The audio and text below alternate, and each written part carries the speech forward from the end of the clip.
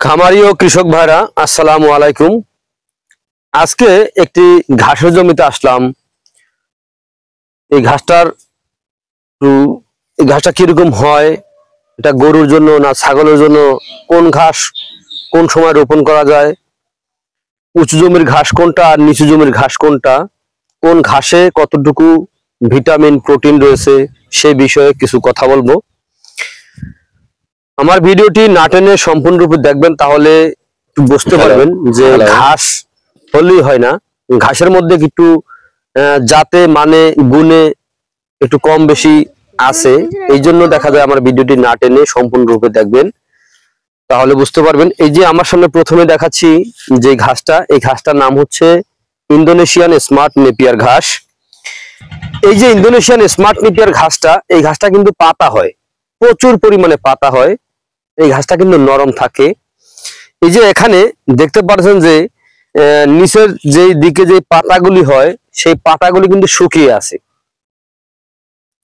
এই পাতাটা কিন্তু প্রথমেই শুকায় নাই, পাতাটা কিন্তু একসময় এরকম কাঁচা এরকম সবুজ ছিল, এখন কিন্তু শুকিয়েছে। এটা শুকানোর কারণ হচ্ছে আমরা এটা কাটিং এর জন্য রেখেছি। আমরা এই ঘাসের কাটিং গুলি বাংলাদেশের প্রতিটা জেলা উপজেলা এবং কি হোম ডেলিভারি দিয়ে থাকি, যে কোনো প্রান্তে হোক বাংলাদেশের, আমরা কিন্তু এই ঘাসের কাটিং বিক্রি করে থাকি।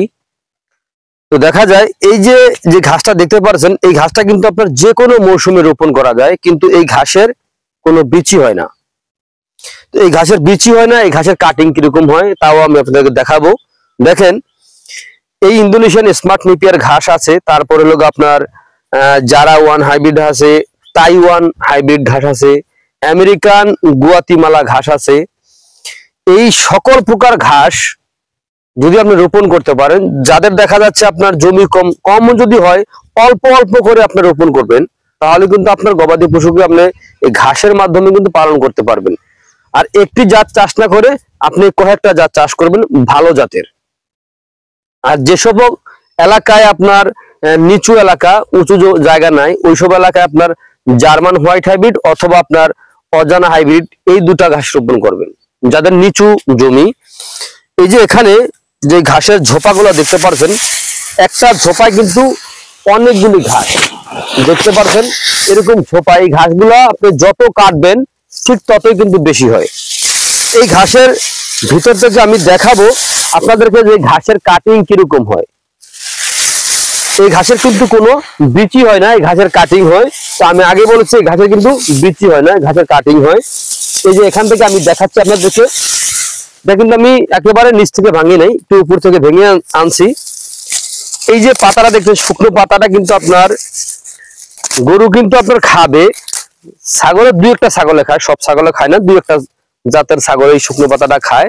আর বিশেষ করে গরু কিন্তু এই শুকনো পাতাটা ধান থেকে যে খ্যার হয়, খ্যারের মতো খেয়ে থাকে শুকনো পাতাটা। আর এই যে দেখেন গিট, এই যে দেখতে পাচ্ছেন কাটিং এর যে সাইজটা দেখেন কত সুন্দর হয়েছে, একেবারে পরিপক্ক কাটিং হয়েছে। এই যে এখন যে পাতাগুলো দেখতে পাচ্ছেন, এই পাতা আমরা দেখা যায় এখান থেকে রেখে দিই, যে যতটুকু পর্যন্ত শিকড় এসেছে অতটুকু পর্যন্ত আমরা গরুর জন্য রেখে দেই। আর এই বাকি অংশটা আমরা দেখা যায় 5টা 6টা 4টা এরকম গিট দিয়ে আমরা কাটিং প্রস্তুত করে আমরা বাংলাদেশের বিভিন্ন প্রান্তে ডেলিভারি দিয়ে থাকি।